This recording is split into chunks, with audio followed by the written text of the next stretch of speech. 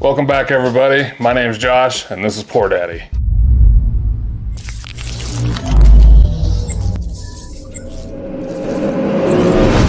I told you in my last video that I was going to start reviewing a bunch of Colorado whiskeys, and I still want to, so stick with me. I just ran into a bottle that I've been looking for, saw it all over northern Colorado. Price difference was quite a bit different from store to store. Ended up finding two bottles right around MSRP, maybe a little bit more. But not the secondary prices that I was seeing at a couple liquor stores here in northern Colorado. So I picked up two bottles just because I like to bunker one and open one up. So today I found Charter Oak, one of the new releases from Buffalo Trace. I'm assuming this is going to be really barrel forward with the flavors.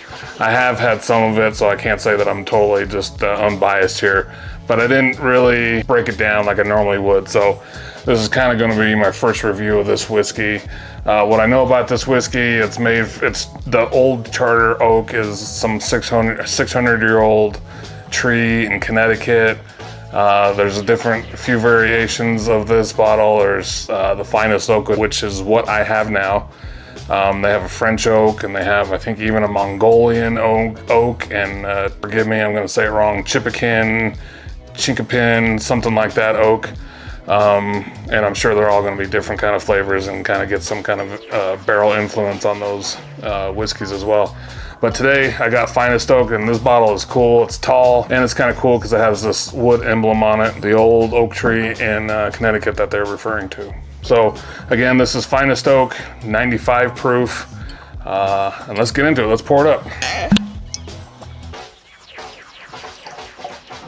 Just before I get into this, before I start nosing this, I'm kind of, new to the YouTube thing, kind of experimenting. You can probably see my background's a little different than my previous videos.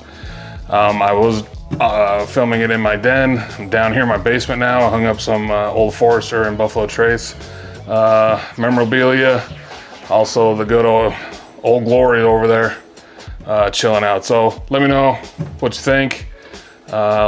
And like I said, I'm going to be experimenting in different kind of rooms just to see what kind of works out best for us. But today we're in my basement. So anyway, let's get into it.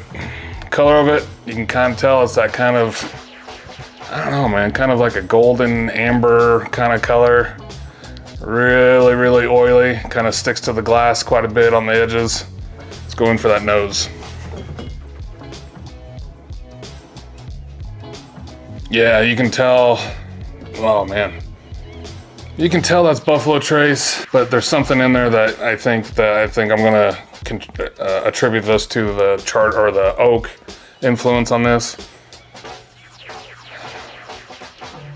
I don't know, man. It kind of smells like Home Depot. You go to Home Depot and they're ripping the slab of oak through the saw, and you kind of get that fresh oak smell. That's kind of what I'm attributing to it. Like I said, but that might just be power of suggestion. So this is a low rye mash bill, but I kind of pick up on a little bit of rye. Kind of get that dark, still kind of get that dark fruit. I almost want to say like blackberry or not blueberry, kind of blackberry, maybe a little cherry. I would say it's like stewed berries, but I'm not sure what the hell stewed berry smells like, so I can't really say that. But let's go in for it. Let's test it out. From mine to yours.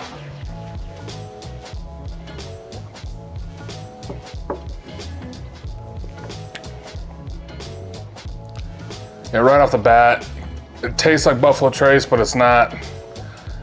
Like if this was poured blind for me, I probably wouldn't pick this out as Buffalo Trace. It's good, and now that I know that I know it's Buffalo Trace, I can kind of pick those flavors out of Buffalo Trace. But it definitely has distinct flavors. It definitely drinks hotter than 95 proof. I want to say it's right around 100 to 105.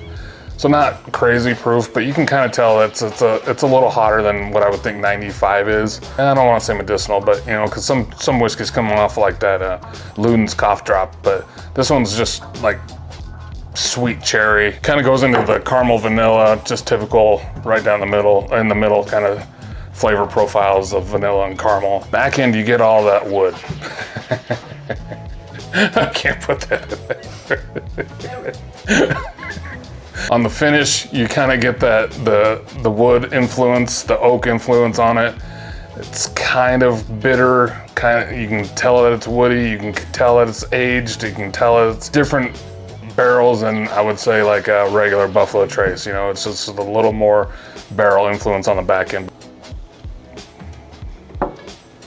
Yeah, the second drink really kind of just mellowed out. Really just kind of, you know, you get the caramel, you get the dark fruits, you kind of get that kind of I think it's still rye on the back end, but you do get that barrel influence quite a bit on the back end.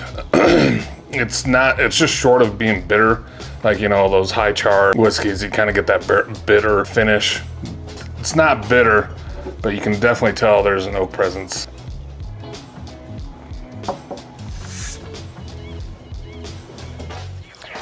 On that one, it just keeps, dare I say, smoother, because I hate the word smoother, but the flavor profile kind of changes from the first drink to the third drink. It kind of just rounded itself off in most of those, in the front, middle, and back end there. Got a little sweeter on the back end and not so much barrel influence.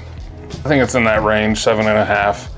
We'll call it 7.5. Just really good, solid whiskey, and different. So that's why I like it. So this whiskey, it's non-age stated. I can't find anything, but speculation is it's like 10 to 12-year-old barrels that were used to make this. This one's really hard for me to explain just because there's a lot going on and I'm not exactly sure how to pinpoint it, how to kind of narrow this down to what the flavor profile is.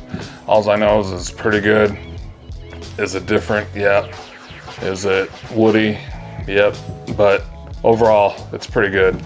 10, 12-year-old whiskey usually is pretty good. You can go to Eagle Rare or McKenna or, you know, anything that's any of the Knob Creeks or, you know, Old Forester 10, and they're all really solid. Are they the best? I don't know. But, you know, I think at that age, you're getting a better whiskey than you are like a 6-year, obviously. But some of those 6 years that are out there are banging too. So would I consider this a banger? I think it's just short of being a banger. This one, 25D Stag, straight banger. This one's on the cusp of being a banger. Maybe if they ever release like single barrels of these or a barrel strength, maybe a little higher proof, they would be bangers. But as it sits now, I'd give it a 7. I think I said 7.5. I don't know if this is the best of the line. I haven't even seen the other ones. I just kind of lucked into these ones.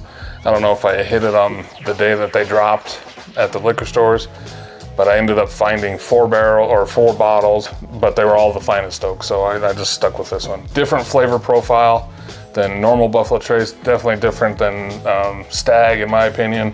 You definitely get that barrel influence, you kind of get that char, you kind of get the age. I wish it was a little higher proof, it's only at 95 proof. Thanks again guys for joining. I appreciate everyone that viewed my last video. Mad props to you guys. Let me know if you've had this bottle and what you think, and if you have had any of the other offerings, how does this compare to those other offerings? And again, I did pick up some Colorado whiskeys that I want to review, so stay tuned for those. Thanks for tuning in, guys. See you next time. And again, my name is Josh, and this is Poor Daddy.